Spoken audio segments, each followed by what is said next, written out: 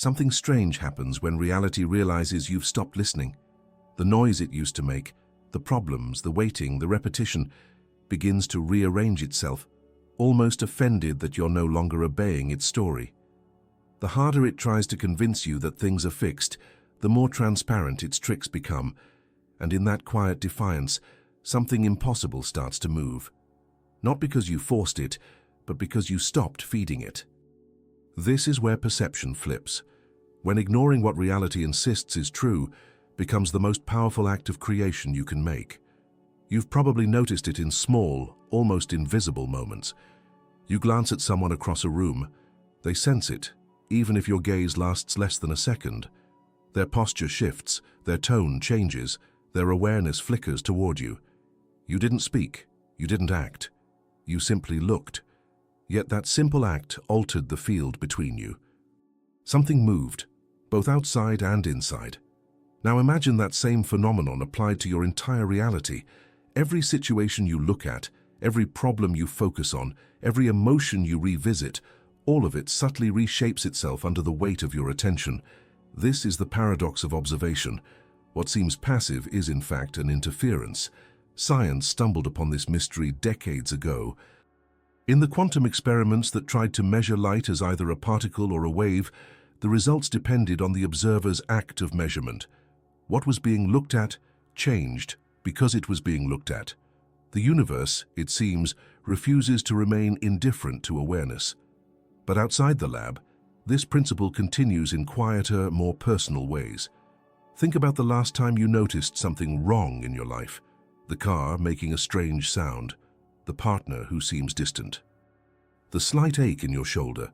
The moment your awareness locks onto it, the experience intensifies. You hear the sound more clearly. You read deeper meanings into your partner's silence. The ache becomes sharper. It's not imagination. It's the mind's amplification loop. Observation highlights, and what is highlighted begins to define your experience. Yet here lies the paradox. To see clearly, you must observe, but the very act of observing changes what is seen. You cannot step outside the field. You are part of it. Every glance carries energy. Every evaluation ripples through the system.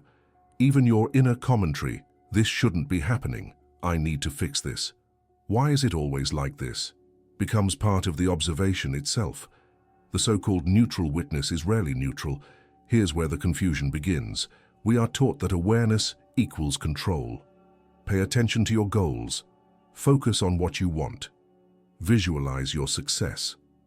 But often our observation carries tension, a subtle sense of lack, of trying to make something happen. And that tension isn't neutral. It feeds the very resistance we're trying to dissolve. In that sense, observation is not just seeing, it's a transmission. Your attention is a carrier wave, vibrating with emotion, expectation, and memory. When you observe with anxiety, the field around that subject becomes charged with anxiety. When you observe with calm curiosity, the field softens and begins to reorganize. This is not mysticism, it's coherence in action. Picture a pond, throw a pebble, ripples spread. But throw it while the surface is already turbulent and the ripples collide. Distort, amplify chaos. Your mind is that pond. Each observation is a pebble. If the surface is restless, the impact multiplies confusion. If it's still, a single ripple can travel in perfect symmetry across the water. This is why many spiritual practices, even when stripped of their language, all circle back to the same instruction. See without grasping. Because to truly observe is not to capture, but to allow. When the observer no longer tries to bend what is seen, a strange equilibrium appears. Reality, no longer forced, begins to self-correct. But most of us don't notice how quickly our observation becomes interference. We look at a feeling and call it bad. We look at an outcome and call it failure. We look at uncertainty and call it threat. Each label collapses possibility into a fixed perception, a premature conclusion about what is real. The mind feels safer with definitions, but reality is not made of definitions. It's made of fields that respond.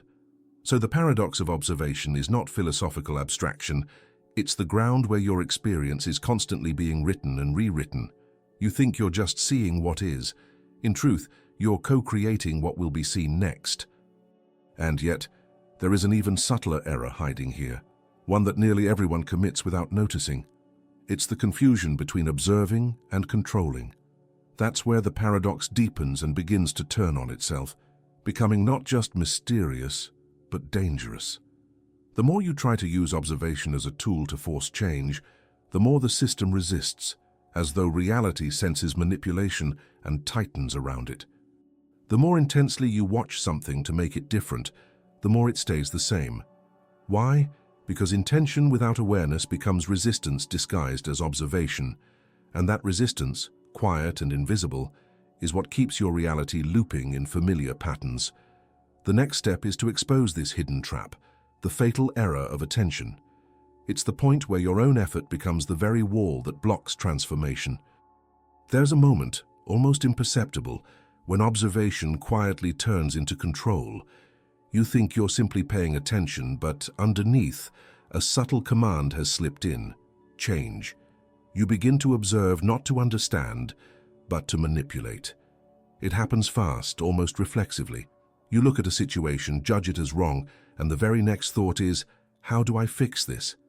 That impulse is the seed of distortion. The human mind doesn't like uncertainty. It confuses it with danger. So the moment attention meets discomfort, it tries to interfere. It wants to steer, correct, improve. And yet this constant need to interfere is exactly what keeps reality frozen. The irony is sharp. The harder you try to change what you see, the more it resists. Because attention, when charged with control, reinforces the very frequency it hopes to dissolve. Imagine standing in front of a mirror, frustrated with your reflection. You frown, adjust your posture, tighten your jaw, hoping the image will soften. But the mirror doesn't listen to your will. It reflects your state. The more you fight it, the more distorted it becomes. This is how most people use their attention, as a weapon, not a witness. In scientific terms, attention is not a neutral beam. It's an energetic engagement. Neuroscience has shown that focused attention activates networks tied to emotion, prediction, and memory. When you focus on a problem, your brain's predictive system starts scanning for more evidence of that problem. The circuitry of vigilance turns up its sensitivity, and suddenly, the problem multiplies across your perception. It's not that reality is conspiring against you. Your own observation bias is reinforcing the loop. That's the fatal error, mistaking observation for control. You believe that if you just stay positive or keep visualizing, reality will obey. But beneath that effort often lives subtle tension, the fear that things won't work out unless you hold on tightly. And that tension becomes a signal of mistrust, which the field mirrors back as resistance. There's a kind of arrogance hidden inside this error, though it rarely looks like arrogance on the surface. It feels like responsibility, discipline, focus. But at its root, it's still a form of manipulation, the belief that you know how reality should behave. You look at what is, decide it's not enough, and try to edit the universe in real time. Yet in doing so, your attention stops being receptive and turns coercive. And coercion never creates coherence, it creates friction. You can feel this difference in your own body. Notice what happens when you pay attention to something you desperately want to change. A habit, a person, a circumstance. Your chest tightens, your breath shortens, your jaw subtly clenches. Those physiological shifts are evidence that your attention is no longer neutral. It's effortful, pressurized. The field of observation contracts instead of expanding. When attention contracts, perception narrows. You start missing signals that don't confirm your expectations. A conversation that could have opened a new possibility instead becomes proof that nothing ever changes. A delay that could have brought alignment now feels like failure. Attention drenched in control can't perceive nuance. It sees only evidence of its own tension. And the universe, ever responsive, mirrors that contraction. You observe reality as rigid, and it behaves accordingly. You think you're being proactive. In truth, you're feeding rigidity with every thought of urgency. But what if attention didn't need to control in order to influence? What if the real creative force isn't directive attention, but coherent attention, awareness that holds its focus without friction. When attention becomes clear but relaxed, the nervous system synchronizes with that state. The brain waves shift toward coherence, the body releases stored energy, observation turns into resonance rather than resistance. There's a quiet experiment you can try the next time something triggers the urge to fix. Before reacting, pause and feel what kind of attention is present. Is it heavy, tight, impatient, or is it spacious, curious, alive? That distinction determines whether your observation reinforces the old or invites the new. The fatal error of attention is not moral, it's mechanical. It's simply a misunderstanding of how consciousness interacts with form. Every thought that says, "This must change," declares war on what already is. And what is, being intelligent, resists invasion. But every thought that says, "Let me understand this," opens a channel for transformation. This is not resignation, it's alignment. To observe without trying to force is not passivity, it's precision. It's the moment when your attention stops creating noise and begins transmitting coherence. Yet even this awareness can be twisted if we miss one more crucial layer, the vibrational nature of observation itself. Because attention is not just mental, it's energetic. What you feel while observing determines the kind of field you generate. That's where the true engine of reality begins to reveal itself, hidden beneath emotion, frequency, and resonance. Every act of attention is a transmission. You may think you're only looking, analyzing, or reflecting, but beneath the surface, something far more subtle is happening. Your observation carries tone, not the tone of words, but of frequency. You could call it emotion, resonance, vibration. It's the energetic signature behind what you see. And that signature, not the image itself, is what reality responds to. Modern science has brushed against this truth from multiple directions. In neuroscience, researchers studying attention found that emotion changes not just what the brain perceives, but how neurons fire together. Coherent emotional states, calm, appreciation, curiosity, generate synchronized patterns across neural networks. Chaotic states, anxiety, anger, impatience, create fragmented, dissonant patterns. And the brain doesn't act alone. Its signals ripple through the heart, the gut, the electromagnetic field that surrounds you.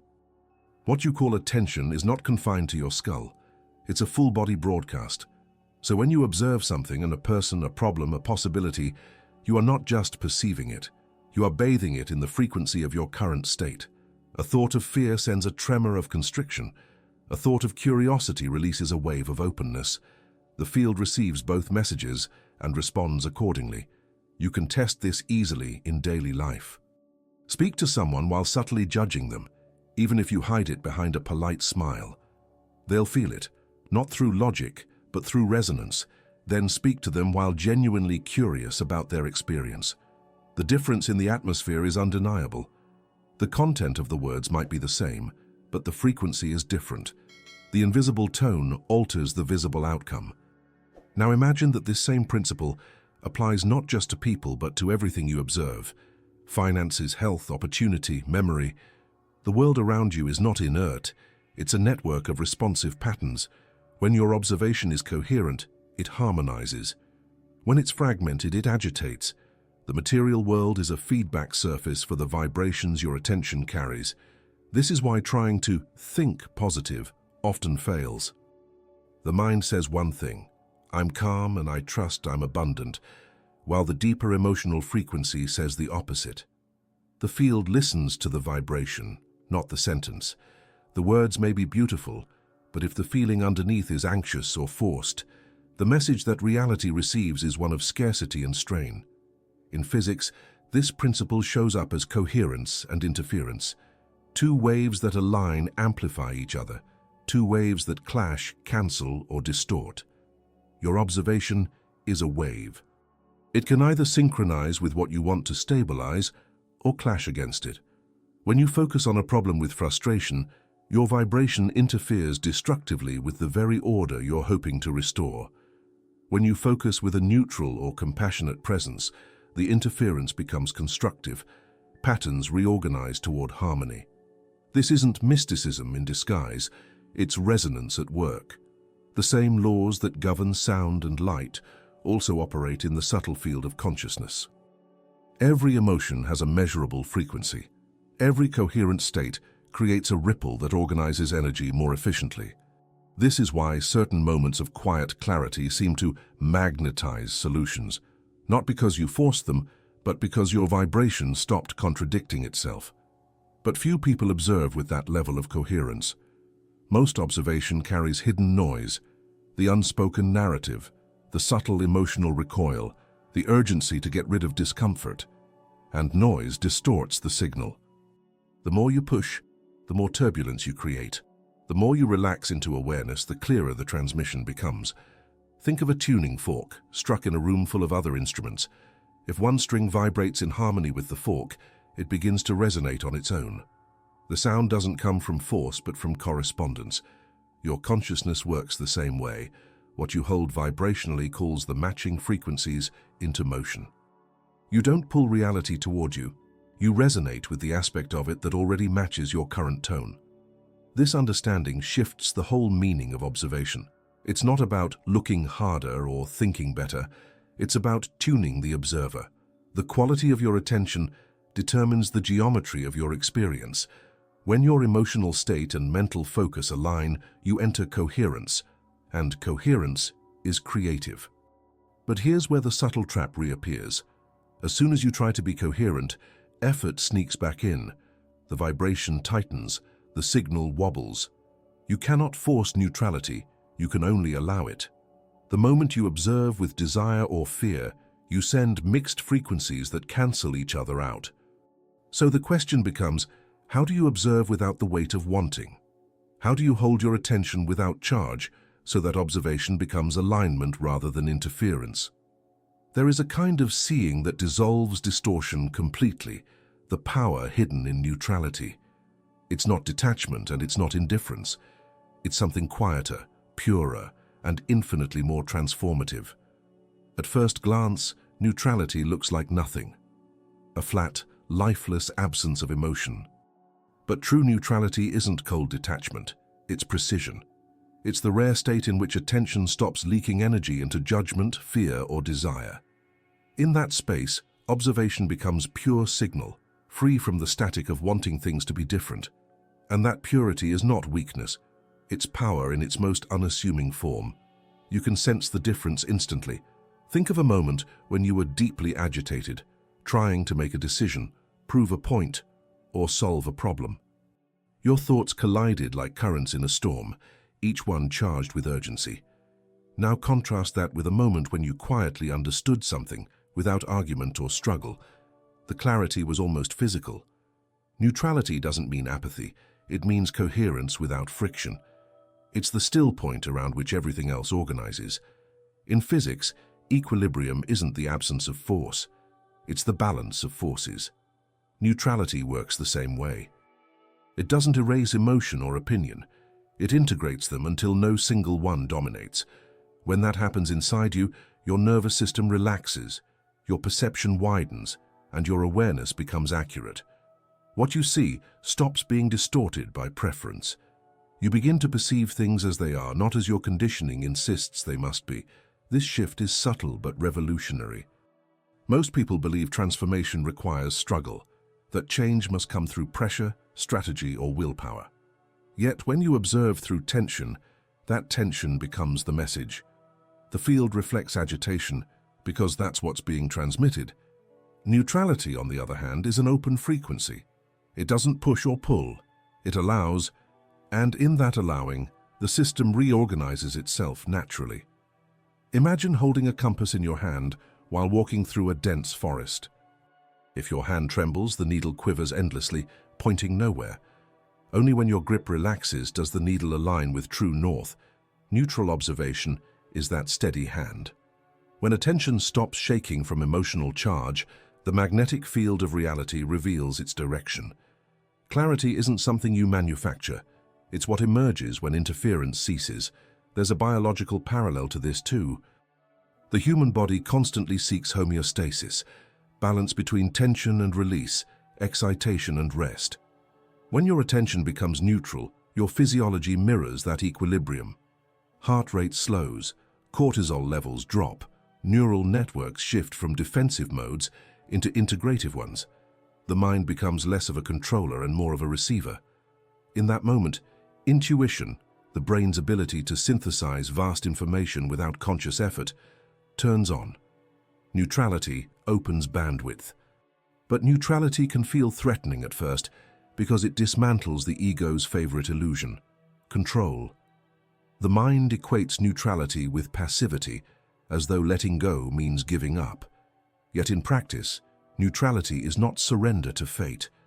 It's surrender of distortion. It's what allows energy to move intelligently rather than reactively. You don't stop caring, you stop clinging.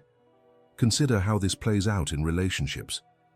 When you enter a conversation carrying an agenda, to convince, to defend, to win, the energy between you becomes rigid. The other person feels the push and their defenses rise. But when you approach the same conversation from neutrality, simply present and curious, the field softens. Communication reorganizes. New understanding emerges effortlessly, not because you made it happen, but because neutrality removed resistance. This is the invisible mechanism behind spontaneous change. The moment you stop demanding that reality obey your expectations, you make space for intelligence greater than your own plans. Life begins to reveal solutions you couldn't have calculated. The outer world bends not through effort, but through coherence. You become a mirror so clean that truth reflects itself through you. Neutrality, however, requires awareness of your own subtle biases. You can't fake it. You can speak calmly while still vibrating with hidden tension. The body never lies. If you're holding an image of how things should unfold, neutrality hasn't arrived yet. True neutrality feels like release, not of interest, but of urgency. The gaze is still attentive, but it no longer trembles with wanting. You can begin to test this in microdoses. The next time you catch yourself observing something with frustration, a repetitive pattern, a conversation, even your own thoughts, pause for 3 seconds and soften your inner posture. Let the breath lengthen naturally. Feel the difference between looking at something and being quietly with it. That small act of neutral observation changes the vibrational geometry of the moment. It's the difference between shouting at a flame to go out and simply removing the oxygen. And once you glimpse this state, you realize that neutrality isn't static. It has its own current, a quiet rhythm that pulls you toward equilibrium. It becomes an internal tuning fork, calling the scattered parts of your perception into harmony. When neutrality stabilizes, external conditions often follow suit. Problems that felt immovable begin to dissolve, not through resistance, but through resonance. Still, neutrality has a shadow most overlook. Because if observation in neutrality heals, observation in its opposite, judgment and fear, can trap you. When attention vibrates with negativity, it doesn't just fail to create coherence, it multiplies chaos. The same mechanism that stabilizes through neutrality can destabilize through fixation, and that's where the hidden danger of observation reveals its other face, the subtle force that keeps reality repeating itself when fed by negative focus. There's a silent law running beneath every moment of attention. What you repeatedly observe, you feed. Most people think they're analyzing problems in order to solve them, but energy doesn't read your intention, it reads your focus. The more you stare at what you fear, resent or regret, the more vitality you transfer to it. Negative observation is not harmless rumination, it's energetic investment in the very pattern you wish would end. You can feel this law operating in your own body. Picture a situation that triggers you, the unpaid bill, the message left unanswered, the project that refuses to progress. The instant you fix your gaze on it, your breath shortens, muscles tighten around the ribs. The mind begins building scenarios, each one slightly worse than the last. It's as if attention, when soaked in worry, pulls reality into a narrow tunnel. Inside that tunnel, everything echoes your fear. Neuroscience has another name for this phenomenon, the threat loop. When you observe something as a potential danger, your limbic system activates, flooding your body with chemicals designed to help you react, not to reflect. The more often this happens, the more those neural pathways strengthen. What began as a momentary concern becomes a pattern of perception. You start seeing threat everywhere, not because the world changed, but because your observation trained your nervous system to expect it. This is how anxiety feeds itself. It's not the situation that sustains it. It's the repetitive act of observing the situation through a lens of fear. The energy you give to the image becomes the energy that image uses to persist. Negative observation is a feedback loop disguised as awareness. You believe you're being realistic, but in truth, you're rebroadcasting the same frequency that keeps the problem alive.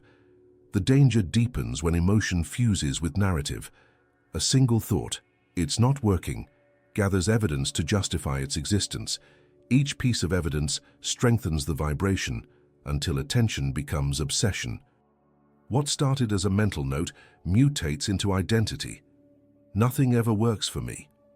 The field then responds faithfully to that vibration, rearranging external circumstances to match the internal broadcast. The universe, indifferent to words, answers only the signal. You might recognize this in your relationships. The more you focus on what someone isn't giving you, the more that absence seems to grow. Or in your health, the more you monitor every symptom with dread, the louder your body screams. Observation charged with fear amplifies the noise of what's unwanted. It's not punishment, it's physics. Energy cannot distinguish between attention for and attention against. It only knows where the current is flowing. This is why chronic problem solvers often feel trapped in repetition. They believe constant monitoring prevents disaster, but in truth, it maintains the vibration of tension. Their vigilance keeps reality in lockdown. Like a musician tuning endlessly without ever playing, they mistake precision for control. The melody of life never begins because their attention is too busy tightening the strings. Negative observation is seductive because it feels like engagement. You believe you're doing something by thinking, analyzing, preparing. But mental over-involvement doesn't dissolve a problem. It keeps you entangled with it. Every mental replay of what went wrong reactivates the same neural and energetic signature. The field around you memorizes the pattern. Soon, even silence hums with that vibration. But the real risk isn't just emotional exhaustion, it's perceptual distortion. The more time you spend observing through negativity, the more your reality becomes selective, filtering out anything that contradicts your expectation of loss or struggle. Opportunities slip past unnoticed because they don't fit the established frequency. The world seems smaller, harder, colder. You assume life is withholding, when in fact, your focus has narrowed the aperture through which you see it. There's a way to reverse the mechanism, but it begins not with denial and not with forced positivity. It begins with conscious interruption, a deliberate pause in the act of negative observation. The moment you catch yourself looping inside worry, take one slow breath and shift attention from the story to the sensation. Feel where the fear lives in the body. Don't judge it, witness it. Awareness, when directed inward without narrative, begins to neutralize the charge. The loop depends on unconscious repetition. The pause breaks its circuitry. Still, this interruption must become a practice, not a performance. You won't master it by thinking about it. You'll learn it by observing the mechanics of your own mind in real time. Every time you choose to stop feeding a negative observation, you reclaim that energy for creation. Slowly, your inner field begins to remember what neutrality feels like. From there, coherence rebuilds itself, and this is where I want to invite you into something simple yet powerful. Right now, as you read, notice where your attention is lingering, on the tension or on the clarity that's starting to emerge. Take a breath, feel your shoulders soften, and if this reflection resonates, hit the like button as a physical gesture of release, a tiny visible signal that you are shifting how you observe. Then in the comments, write one sentence beginning with, "Today I choose to stop feeding," and complete it honestly. Let that sentence become your first interruption, your first act of conscious redirection. Because once you begin to redirect attention, even in small increments, something extraordinary starts to happen. The field around you listens and changes tone. And from that shift of focus, a new form of observation begins to rise, one that doesn't drain you, but recalibrates the entire atmosphere of your reality. Every great change begins with a tiny redirection, almost too subtle to notice at first. You shift your gaze by a few degrees, and the entire horizon rearranges itself. The mind wants to believe transformation requires monumental action, but reality bends not through effort, rather through attention's quiet reorientation. This is the micro-reward, the moment you realize that freedom is not somewhere far ahead, but hidden inside the next breath, waiting for you to look differently. After long periods of negative observation, attention develops inertia. It keeps returning to the same emotional coordinates, as if the mind were addicted to the familiar pulse of tension. But this addiction is not fixed, it's conditioned. It can be rewired through deliberate micro-shifts, moments of awareness so brief that they bypass the resistance of the analytical mind. When you redirect your attention even slightly, the whole system receives new data. The energy that was feeding a pattern begins to circulate elsewhere. Think of focus as sunlight through a magnifying glass. When scattered, the light warms but changes nothing.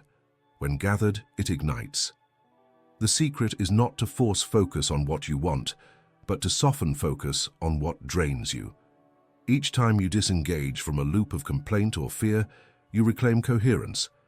You don't need to replace negative thoughts with positive ones, you just stop energizing the noise. Here's something to notice in your daily life. The body always tells you when attention is misaligned. When your focus is contracted, narrowed around worry, judgment, or urgency, the body feels tense, forward-leaning, shallow-breathed. When focus relaxes even slightly, the body expands. Shoulders drop.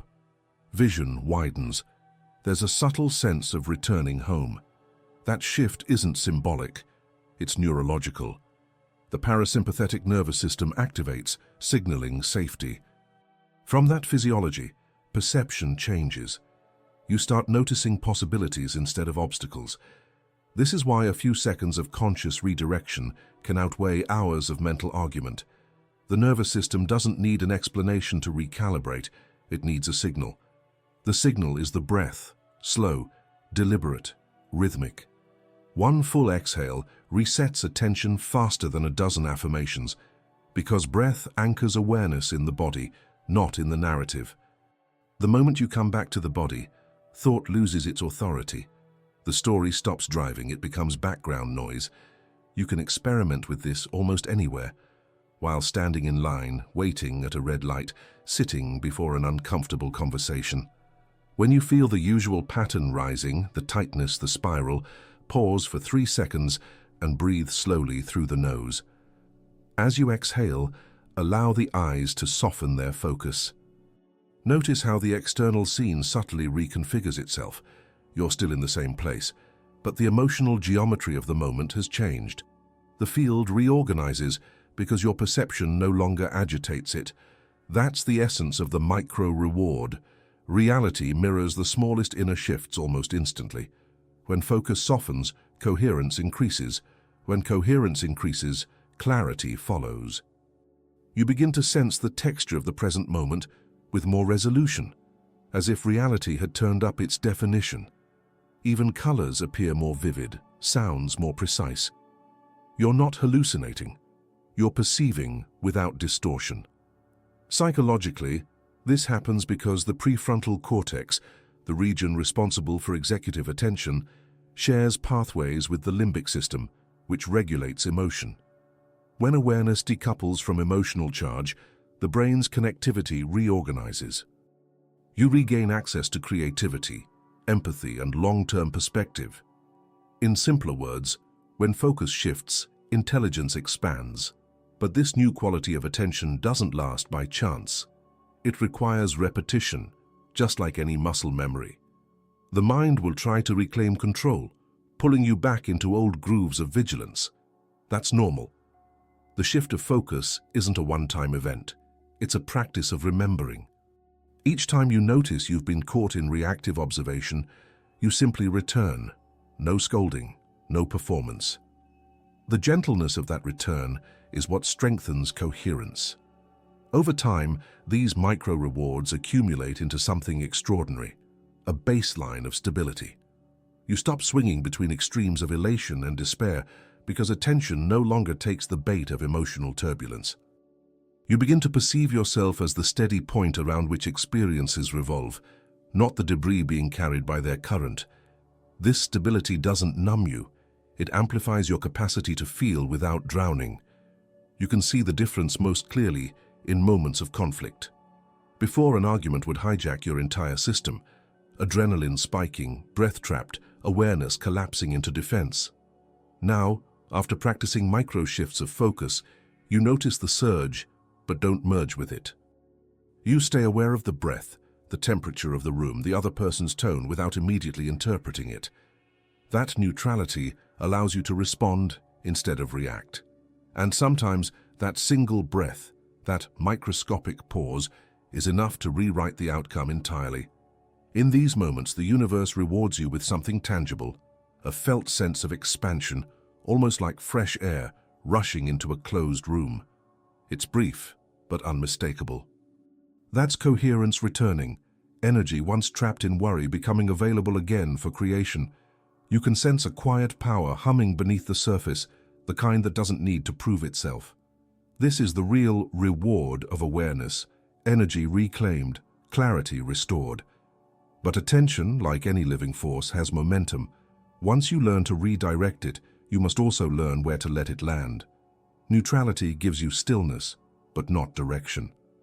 The next step is discovering how observation, freed from control and tension, transforms into understanding, the form of seeing that doesn't try to change reality, yet changes it all the same.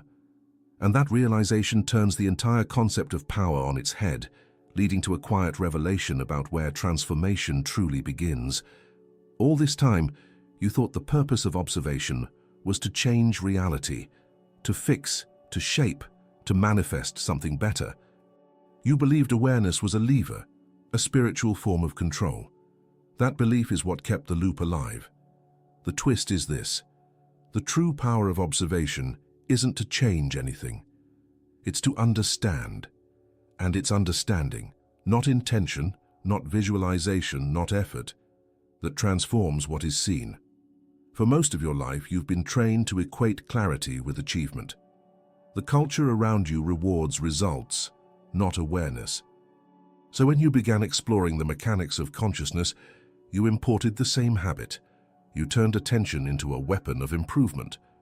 If I observe my fear, I'll conquer it. If I visualize abundance, I'll attract it. If I stay mindful, life will stop hurting.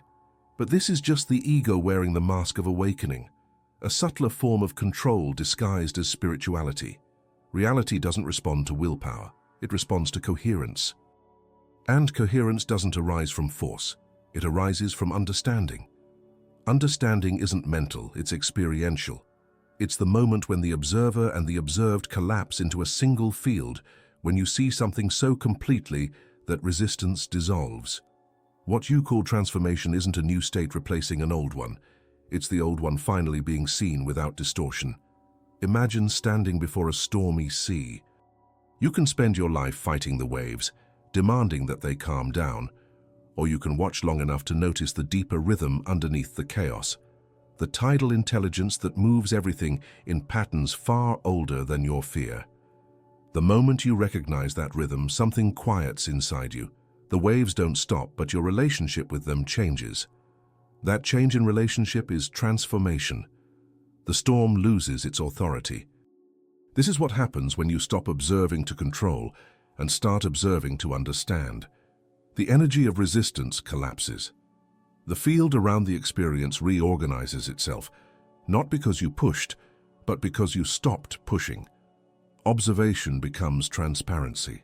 The thing you were trying to change no longer needs to defend its form against your interference, and so it naturally evolves. The paradox deepens. Reality begins to change precisely when you stop demanding that it should. Neuroscience offers an echo of this truth. When you consciously attend to an emotion without suppressing or amplifying it, activity in the amygdala, the brain's fear center, decreases. The prefrontal cortex, associated with interpretation and meaning, lights up instead. In other words, understanding regulates experience. Awareness, when free of judgment, rewires the nervous system. You don't need to fix the emotion, you need to see it accurately. Seeing is the integration. This is the hidden principle that even science hesitates to name outright. Observation doesn't just record reality, it participates in it. The act of seeing is an act of creation. But here's what's almost never said. The quality of the observer defines the quality of the creation. When you look with fear, you create distortion. When you look with presence, you generate order. When you look with curiosity, the unknown becomes a living invitation instead of a threat. To understand rather than to control requires a profound humility. It means admitting that the universe may know what it's doing, even when you don't.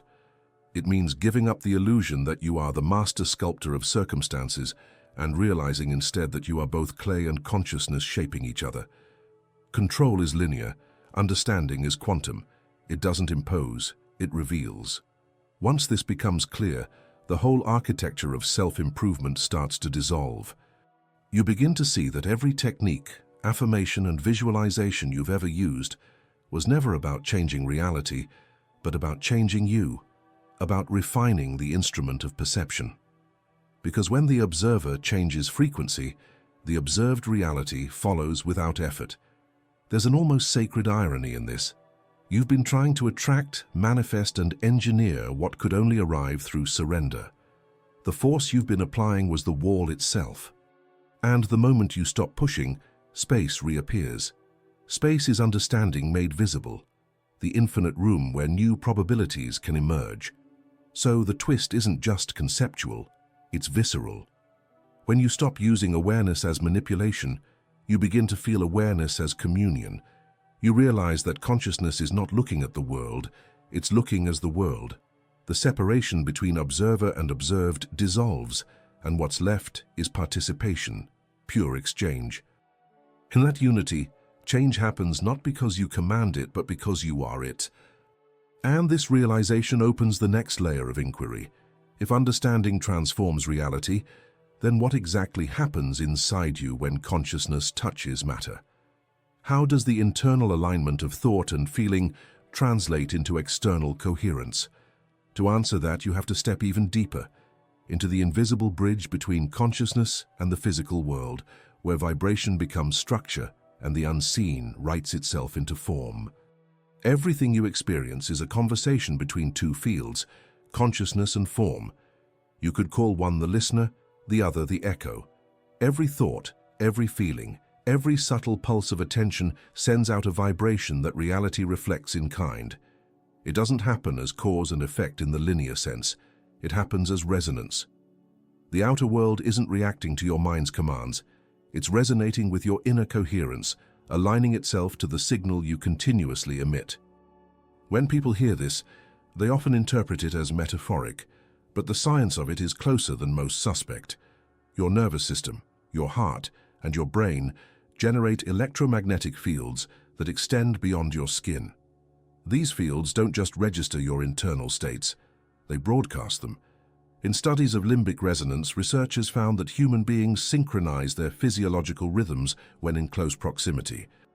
Heartbeats and brainwaves subtly align, as if consciousness were contagious. Reality in this sense is not external, it is shared space, a medium of constant exchange. That same synchrony happens between you and what you call the world. Consciousness, through attention, creates coherence or noise in the field. When your internal state vibrates in harmony, clear, steady, unfragmented, the external circumstances begin to mirror that order. When you're in conflict within yourself, your surroundings echo the turbulence. It's not superstition, it's systemic correspondence.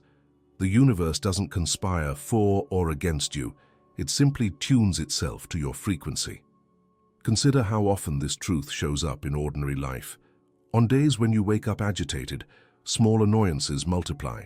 Traffic seems worse, people seem less patient, time seems to move against you. Yet when you feel balanced, those same circumstances unfold with ease. It's not that the outer world changed, your coherence did. The invisible connection is always present, waiting for you to notice its consistency. Reality is not static scenery, It's an interactive field, responsive to the vibration of the observer. In quantum physics, this interdependence is mirrored in what's called entanglement. Two particles that once interacted remain connected even when separated by vast distances. Measuring one influences the other instantly. This suggests that reality is woven together not by distance, but by information, or more precisely, by relationship. Consciousness functions much the same way. The moment you bring awareness to something, you form a relationship with it, and that relationship alters both of you. You're not an isolated observer watching from outside the system. You are part of the circuitry through which the system evolves. When this realization lands, even briefly, it dissolves the illusion of randomness. What appears as coincidence becomes coherence revealing itself in disguise. The conversation between consciousness and matter never stops. It just changes tempo based on your degree of alignment. Sometimes the reflection is instantaneous, a thought followed by synchronicity. Sometimes it takes time to manifest through physical density. But the principle remains. The outer reorganizes to match the inner. This invisible connection explains why inner clarity has tangible effects. When you resolve internal conflict, opportunities appear not by magic, but because your perception stops filtering them out. The mind, relieved of static, perceives a fuller spectrum of possibility. Neuroplasticity supports this idea. As emotional charge decreases, new neural pathways open, allowing creative associations that were previously suppressed by stress responses. Conscious coherence changes the architecture of perception, which in turn changes what you can act upon. The body participates too. Your heart generates rhythmic patterns that influence your brain through what's known as cardiac coherence. When your heart rhythm is smooth and ordered, typically achieved through calm attention or gratitude, brain waves synchronize, optimizing decision-making and perception. This internal synchronization extends outward. Environments, conversations, even random encounters begin reflecting that order. The invisible bridge between consciousness and reality is built through physiological coherence first, energetic coherence second, and experiential coherence third. But this bridge is fragile when left unconscious. Most people cross it accidentally, creating resonance through fear, guilt, or urgency, without realizing they're broadcasting those states. The field is neutral. It amplifies whatever you send. That's why self-observation is not luxury. It's maintenance. Awareness keeps your frequency clear. Without it, the noise of unexamined emotion becomes the architect of your reality. If you look closely, you'll notice that every event in your life carries an energetic fingerprint that mirrors your state at the time it was formed. Conversations that began in openness evolve smoothly.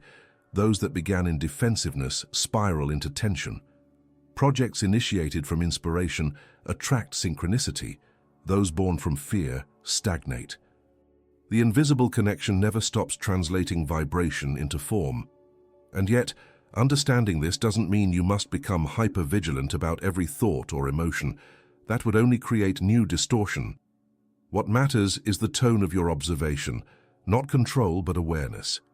When you stay conscious of the state from which you act, you're already rewriting the feedback loop. Consciousness and reality aren't two forces negotiating outcomes. They are one continuum discovering itself through you. Still, there's a hidden variable most people overlook, the subtle detail that determines whether you're truly creating or merely reacting. It's the quiet hinge upon which coherence turns into causation, the moment where awareness either collapses into habit or opens into choice. To find it, you must look at the instant before you act, before thought becomes expression, that microscopic gap where reality waits for your instruction. There comes a moment when awareness turns inward and the machinery of effort begins to slow. It doesn't stop because you've reached an answer, but because the need for answers dissolves. The mind, once obsessed with steering reality, starts to sense something deeper moving beneath it, a quiet intelligence that doesn't demand participation, only recognition. This is the shift in consciousness. When you no longer see yourself as the thinker of thoughts or the controller of circumstances, but as the space in which both appear. Until this point, everything seemed dual: you versus the world, observer versus observed, control versus surrender. But as the field of perception widens, those opposites begin to blur. You realize that the line separating inner from outer was never real. The tension between wanting and resisting, trying and allowing, collapses into one unified rhythm. Observation stops being a function of will and becomes a gesture of presence. In that shift, your sense of self rearranges. The I that used to chase meaning becomes the stillness through which meaning arises. It's not enlightenment in the cinematic sense. No thunderclap, no beam of light. It's more like waking from a long conversation you were having with yourself. The words fade, but the listening remains. You begin to perceive life not as a sequence of problems to solve, but as waves of experience folding in and out of awareness. Each one arises, plays its pattern, and dissolves. And instead of trying to freeze or control those waves, you start to listen to their music. This shift can't be forced. It arrives when observation matures into intimacy. The closer you look at experience without trying to change it, the thinner the distance between you and it becomes. Eventually, there's no distance left, only the seeing itself. This is not detachment but participation without friction. You're no longer managing reality, you're dancing with it. Every moment becomes feedback, not judgment. The smallest gestures, washing a dish, breathing in cold air, hearing a stranger laugh, feel precise, luminous, self-complete. From a scientific view, this change in consciousness parallels the emergence of coherence in complex systems. When the parts of a system stop competing for dominance and begin interacting in synchrony, a new order arises spontaneously, one that cannot be predicted from the individual components. Consciousness behaves in the same way. When your attention, emotion, and body stop vibrating at cross purposes, they fall into alignment, and a new level of intelligence emerges. You call it peace, but peace is only its surface. Underneath is pure connectivity. In that state, understanding no longer requires reasoning. You intuitively sense what aligns and what doesn't. Choices become effortless because they're not calculated, they're felt. The nervous system operates with the efficiency of a tuned instrument, responding to the subtlest cues from the environment. Life itself begins to feel conversational, as though reality was speaking to you through synchronicities, sensations, timing. It's not that you've gained control over life, it's that you've rejoined its rhythm. But this new state brings a strange kind of responsibility. The more conscious you become, the more obvious your creative power feels. You notice how a single thought of resentment can contract the entire field, how one judgment can cloud perception. There's no room left to hide behind ignorance. Awareness and accountability become the same thing. To stay conscious is to remain honest about the vibration you're transmitting, not as guilt, but as precision. The paradox is that this precision doesn't restrict you, it liberates you.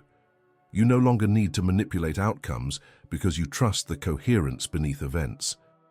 Even the difficulties, when seen clearly, reveal pattern and intelligence. Resistance fades because everything, even pain, becomes instructive, a messenger from the larger field, reminding you of where you've stopped listening. And perhaps the most striking part of this shift is that it doesn't separate you from others. It dissolves the barrier entirely. You start to feel other people's emotions as variations of the same field that moves through you. Compassion ceases to be an ideal and becomes physiology, a resonance between nervous systems tuned to the same wavelength. Helping another no longer feels like generosity, it feels like homeostasis. The well-being of one becomes the coherence of all. Still, this transformation is not a final destination. It's the beginning of a subtler exploration, one that asks how consciousness, once awake to itself, expresses that awareness through action. Because awareness without embodiment remains potential, and embodiment without awareness reverts to habit. The next movement in this unfolding is to let consciousness flow through form without distortion, to live as coherence, not merely glimpse it. That is where the practice deepens, where reality stops being a mirror and becomes a portal through which the awakened observer begins to create consciously, moment by moment. There's a quiet kind of victory that doesn't look like triumph. No cheering crowd, no dramatic breakthrough. Just a subtle alignment, like two frequencies sliding perfectly into tune. It happens when you realize that clarity isn't something you find, it's what remains once distortion fades. And inner power isn't something you build, it's what's been there all along, obscured by noise. The reward for this journey of observation isn't control over reality, but intimacy with it, a seamless participation in the unfolding of things. Clarity is not an idea, it's a physiological event. You can feel it in your body. It arrives as an unforced stillness, the kind that makes the air feel lighter, the mind quieter. The heartbeat steadies, breath deepens, vision sharpens. You begin to notice small details that were invisible when you were rushing. The way light rests on surfaces, the subtle warmth behind silence, the intelligence in pauses. It's as if reality were exhaling, and for the first time you're breathing with it instead of against it. This clarity doesn't erase complexity, it organizes it. The same circumstances that once felt tangled now reveal pattern and rhythm. You see the threads connecting what you once thought were separate: emotion and thought, intention and event, self and world. When awareness stops fragmenting experience into categories, success versus failure, spiritual versus mundane, inner versus outer, the system self-corrects. The need for resolution gives way to comprehension. Everything begins to make a quiet kind of sense. From a cognitive standpoint, clarity emerges when the brain's networks of attention and emotion synchronize, when the prefrontal cortex and limbic system stop competing and start communicating. This is coherence in motion. The mind becomes both analytical and intuitive, structured and fluid. You stop mistaking control for intelligence because now intelligence feels effortless. You're not forcing understanding, you're allowing perception to organize itself around truth. That's the threshold of inner power. It doesn't shout or push. It doesn't need external validation. It's the power that comes from alignment, when thought, emotion, and action resonate on the same wavelength. It feels like integrity, but deeper, a physiological certainty that you are no longer divided within yourself. There's no friction between what you know and what you do, no delay between insight and movement. You act because understanding has already integrated through you. Inner power expresses itself through calm decisiveness. You no longer need to prove or defend. You choose not from reaction, but from recognition. The world stops feeling like an adversary to be managed and starts feeling like an instrument you know how to play. Obstacles still appear, but they no longer hijack your attention. You meet them as feedback, signals guiding you toward finer calibration. What used to drain your energy now becomes material for refinement. This state isn't fragile. It sustains itself because it's rooted in awareness, not emotion. Emotions fluctuate, but awareness remains constant. The more you return to that steady pulse beneath experience, the more durable your clarity becomes. You realize that peace isn't the absence of challenge, it's the ability to remain coherent in its presence. The outer world continues to shift, but it no longer determines your frequency. You start noticing something extraordinary. When you maintain this inner alignment, external situations begin to reorganize spontaneously. Conversations that were once tense soften. Timing improves. Opportunities appear where frustration used to live. This isn't coincidence. It's resonance reasserting itself. The field adjusts to the tone you hold, and because your power is no longer derived from control, it doesn't collapse when things don't go your way. It adapts, it learns, it expands. The deeper you settle into this clarity, the more subtle your perception becomes.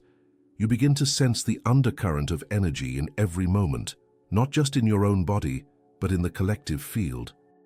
You can feel coherence or distortion in a room, in a decision, even in a thought. And rather than judging it, you simply adjust your inner frequency until harmony returns. This is mastery, not of the world, but of awareness itself. There's a humility that comes with it. You recognize that every act of observation is creative, every breath a contribution to the larger field. You no longer wait for inspiration. You are the conduit of it. Reality, once fragmented, becomes transparent. a living mirror of consciousness exploring itself through form. In that transparency, you discover what true power feels like. Not the ability to bend life to your will, but the capacity to remain fully present while it moves through infinite variation. And from this space, the next evolution of awareness begins to reveal itself, the realization that clarity and power are not endpoints, but portals. What you once sought outside yourself was only an echo of this internal coherence. The journey doesn't end with understanding. It opens into a deeper invitation to embody what you've seen, to live as the observation itself. Because when consciousness finally recognizes itself in everything it observes, creation no longer needs to be pursued. It simply continues effortlessly through you. Reality never changes because you force it. It changes the moment you become conscious of the one who's observing. Every resistance, every repetition, every moment of confusion was only guiding you toward this, the realization that awareness itself is the creative field. When you stop trying to control the image in the mirror and begin to see the one who's looking, clarity becomes power, and power becomes peace. If you felt that recognition, that subtle inner shift, it means you've reached the end of this journey with presence. Write in the comments, "I see the one who observes." That simple phrase marks your awareness of awareness itself.